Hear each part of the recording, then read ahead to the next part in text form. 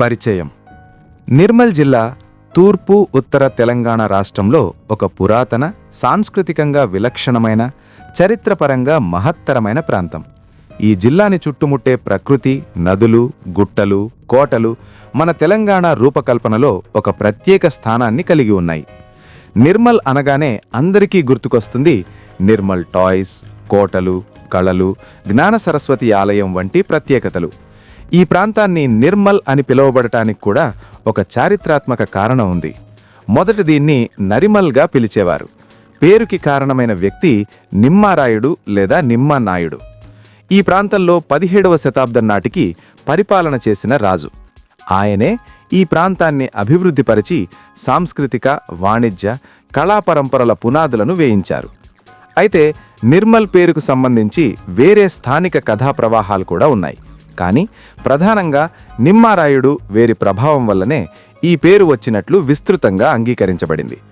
ప్రాచీనపు నుండి మధ్యయుగానికి ఆధ్యాత్మిక, సామ్రాజ్య పరిపాలన. ఆస్మక మహాజనపదం భారతదేశంలో సుమారు 700 బీసీ నుండి 300 బీసీ వరకు ఆస్మక మహాజనపదం ఈ ప్రాంతంలో వెలిసిన ఒక ప్రసిద్ధ శక్తిగా గుర్తించింది. ఈ దిక్కుల పరిధి ప్రకారం నిర్మల్ ప్రాంతము ఇందులో భాగంగా ఉండి ఉండవచ్చు. సామ్రాజ్యాలు మరియు రాజ్యాల పరిపాలన. మౌర్య సామ్రాజ్యం 322 బీసీ నుండి 185 బీసీ.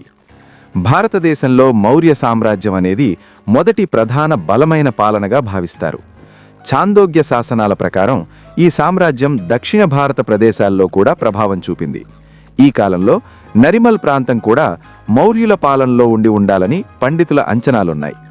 శాతవాహన సామ్రాజ్యం 230 బీసీ నుండి 220 బీసీ. మౌర్యులు పతనమైన తర్వాత నిర్మల్, ఆడిలాబాద్ పరిధిలో శాతవాహనులు ప్రభంజనకంతో పాలించారు. వీరు బుద్ధిజం, జైనం, హిందూ సాంప్రదాయాలను ఆశ్రయించి ప్రజల మానసిక, ఆర్థిక పునాది వేశారు. చాళుక్యులు 973 ఏడీ నుండి 1189 ఏడీ.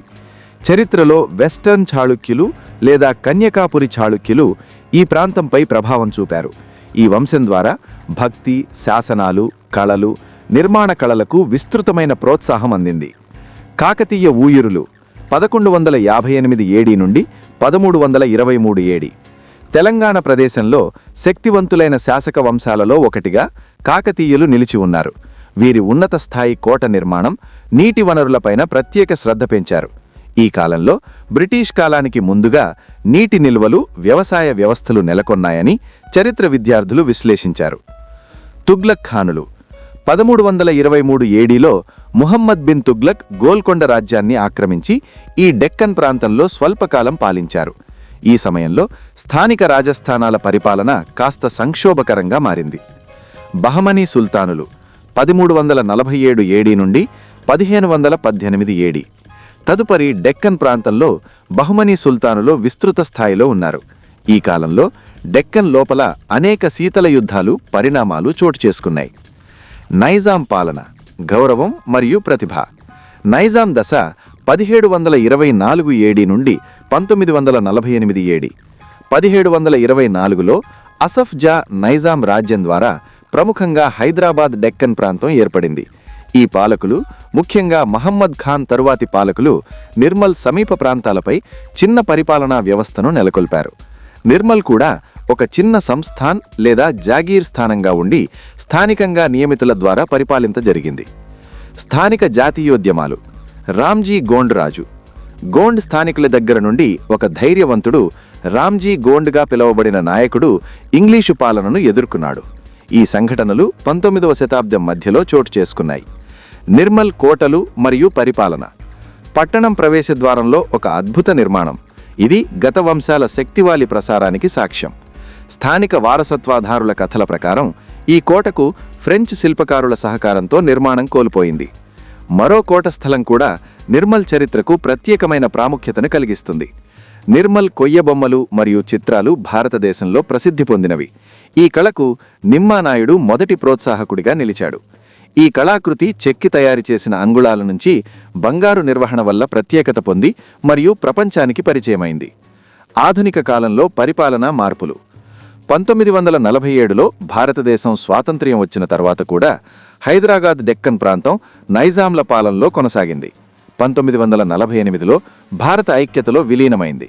దీంతో స్థానిక పరిపాలనా యంత్రాంగాలని భారత రాజ్యాంగ విధానానికి అనుగుణంగా మార్చారు.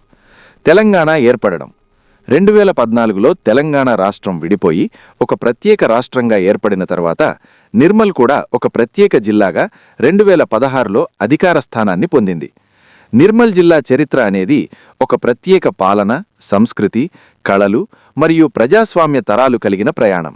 రాజుల పాలన నుండి స్థానిక సముదాయ నాయకుల ప్రేరణ వరకు రాజ్య పరిపాలనలో, సమాజ నిర్మాణంలో మరియు భారతదేశ చరిత్రలో ఒక ప్రత్యేక స్థానాన్ని సంపాదించింది. ప్లీజ్, మీకు ఈ వీడియో నచ్చితే లైక్ చేయండి, షేర్ చేయండి మరియు ఇలాంటి స్టోరీస్ కోసం మా ఛానల్ని సబ్స్క్రైబ్ చేయండి.